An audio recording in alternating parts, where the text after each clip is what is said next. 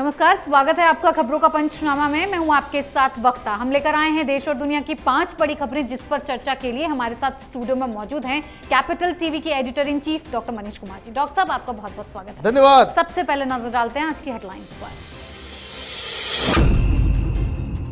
ज्ञानवापी मस्जिद मामले में कोर्ट का फैसला, अगली सुनवाई 26 मई को होगी। हिंदुओं के पक्ष में फैसला आने की उम्मीद। कुतुब मीनार केस में 9 जून को आएगा फैसला। हिंदू पक्ष का दावा, 27 मंदिर तोड़कर बनाई गई मस्जिद, मिले पूजा पाठ की अनुमति। टोक्यो में पीएम मोदी ने क्वाड समिट में लिया हिस्सा, चीन की तानाशाही पर हुई चर्चा। पीएम मोदी बाइडेन के बीच द्विपक्षीय वार्ता। असम के मुख्यमंत्री शर्मा के मदरसे वाले बयान पर भड़के ओवैसी, बोले संघी कभी नहीं समझ सकते मदरसों की शिक्षा। पकड़ा गया पाकिस्तान का बड़ा झूठ, दाऊद के भांजे का ईडी के सामने खुलासा, कहा पाकिस्तान के कराची में है दाऊद।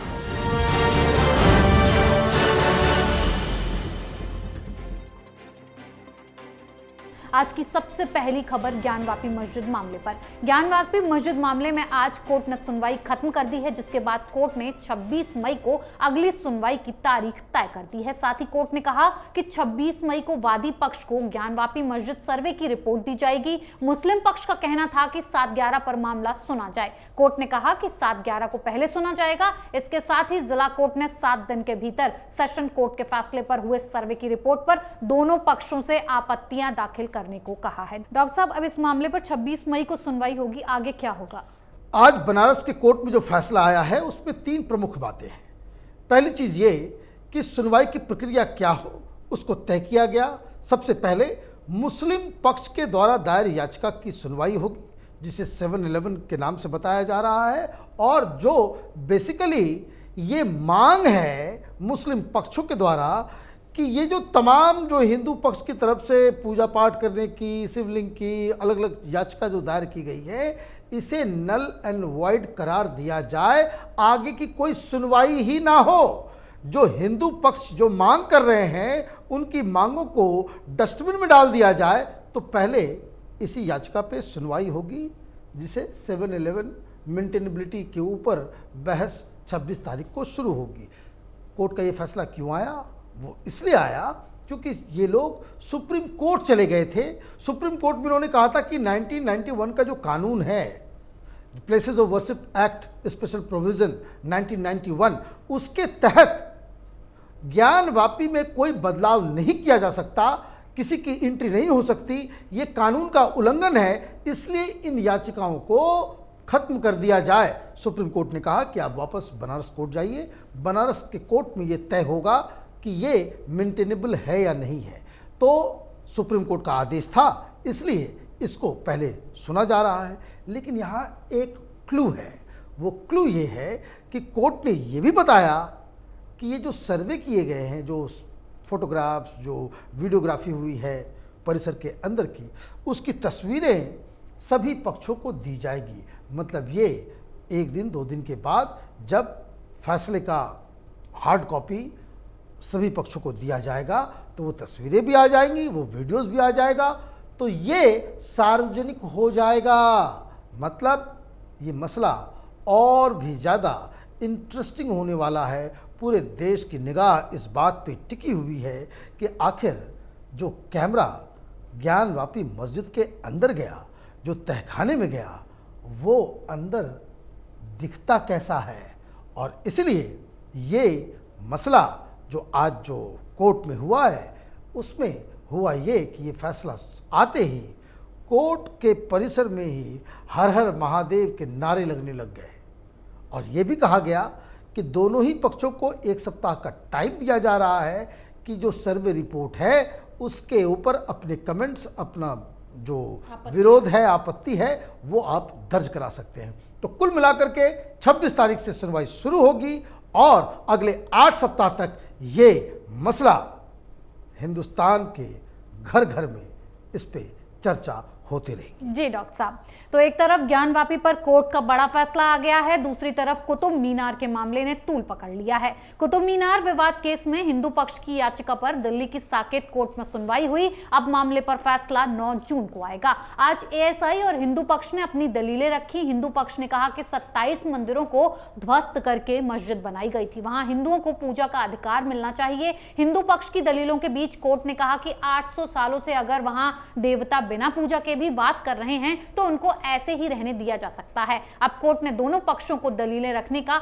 1 हफ्ते का वक्त दिया है, जिसके बाद इस पर फैसला आएगा। डॉक्टर साहब, क्या कुतुब मीनार विवाद में भी हिंदुओं की जीत होना पक्का है? देखिए, ये तो आपने एक ऐसा सवाल कर दिया जो अपने आप में एक बहुत ही खराब कमेंट्री है। हिंदुस्तान में मेजॉरिटी कम्युनिटी है। सरकार के ऊपर और पिछले 2014 के बाद से ये आरोप हिंदुओं के ऊपर लगाया जा रहा है कि मेजॉरिटेरियनिज्म है हिंदुस्तान के अंदर में, मुसलमानों को तंग किया जा रहा है, माइनॉरिटीज़ का जीना दूभर हो गया है।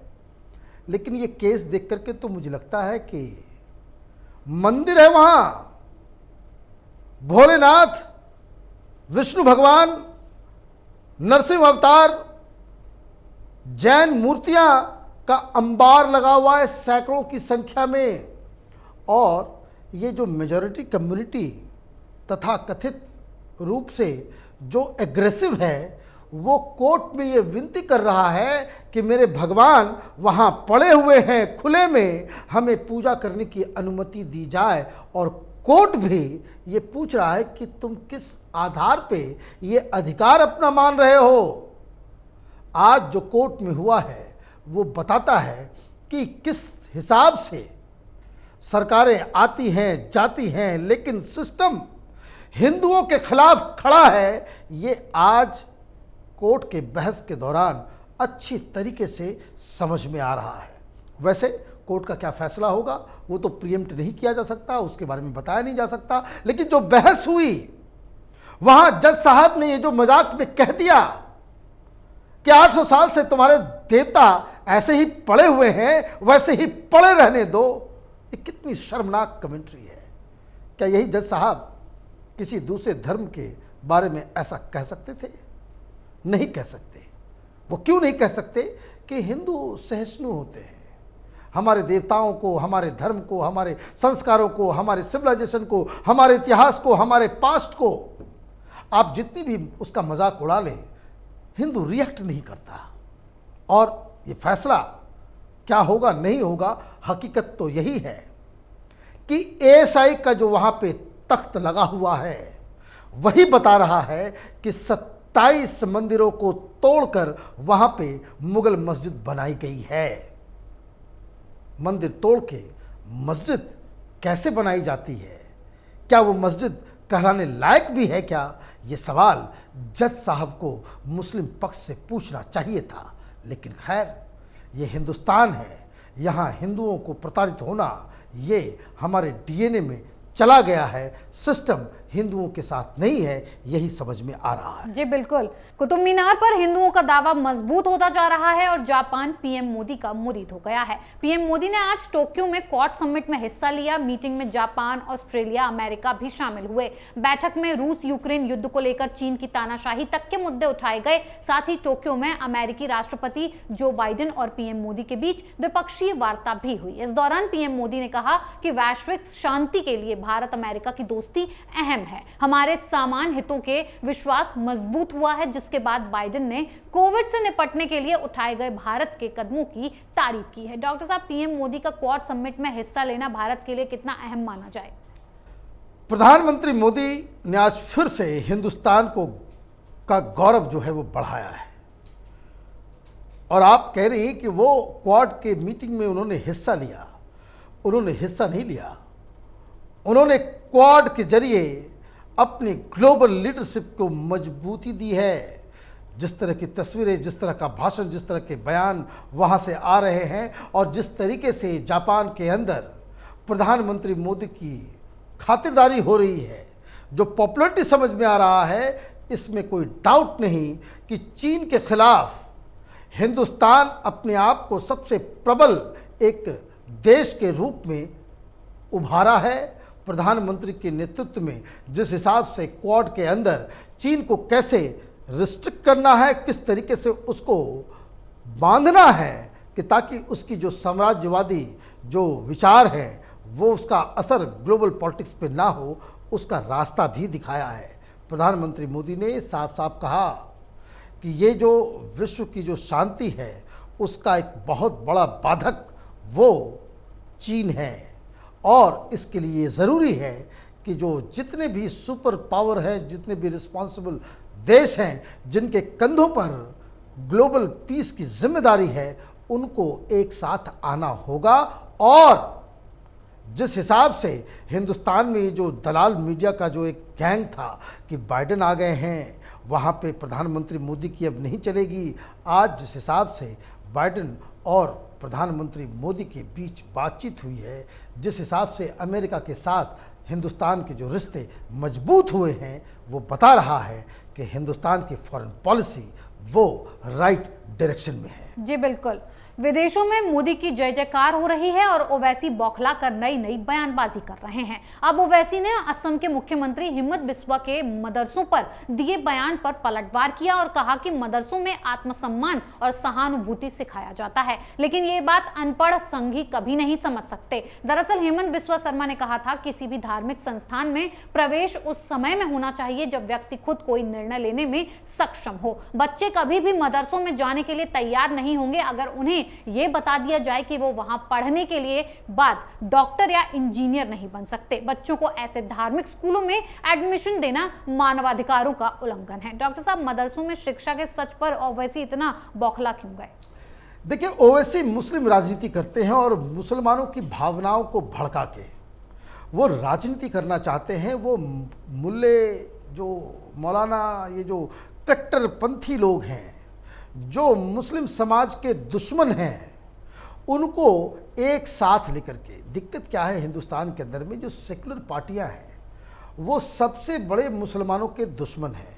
वो उनके दिमाग में एक फितूर घुसा हुआ है कि जो कट्टरपंथियों को आप जितना आप उनकी आओ भगत करेंगे, उनकी जितना हाँ में हाँ में आप मिलाएंगे, उतना ज़्यादा आपको मुसलमानों का समर्थन मिलेगा। क्या हो रहा है?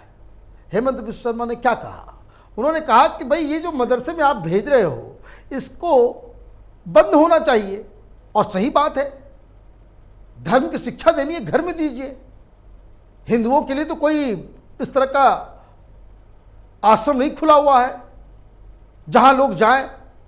सरकार का पैसा जा रहा है, टैक्स पेयर का पैसा, हमारे आपके पैसे से किसी को धर्म की शिक्षा कैसे दी जा सकती है एक सेकुलर स्टेट में? तो उन्होंने बात सही कहा। और आप पढ़ते वहां क्या हो? तो मदरसे में कुरान पढ़ाया जाता है। कुरान पढ़ के कौन सी डिग्री आपको मिलेगी? कौन से आप बन जाओगे? तो मैं सुन रहा था बहुत सारे एक्सपर्ट जो कट्टरपंथी लिबरलिज्म का चोंगा ओढ़ करके टेलीविजन चैनल पे बहस करते हैं, ये तमाशा बनाते हैं। वो कह रहे हैं कि देखिए सच्चर कमेटी की रिपोर्ट जो आई थी उसमें तो सिर्फ 4% बच्चे ही जाते हैं मदरसा। ये नहीं कहते कि जो पॉपुलेशन है उसके हिसाब से 32 लाख बच्चे मदरसे में एडमिट होते हैं। 32 लाख बच्चों को आप बेसिक शिक्षा से, रोजगार से, साइंस से आप दूर रख रहे हो, और बेशर्मी ये कि ये दलील आप टेलीविजन चैनल पे आकर के देते हो। दिक्कत ये है कि मदरसों की पढ़ाई, उससे न कोई डॉक्टर बन सकता है, न कोई इंजीनियर बन सकता है, न उसे कोई नौकरी मिल सकती है। और ये ओवैसी का ये कहना कि ये अनपढ़ लोग हैं, वो नहीं समझेंगे।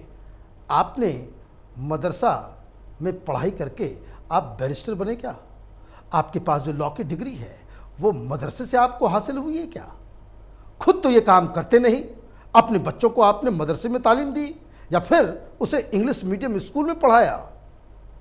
ये तमाशा बंद होना चाहिए।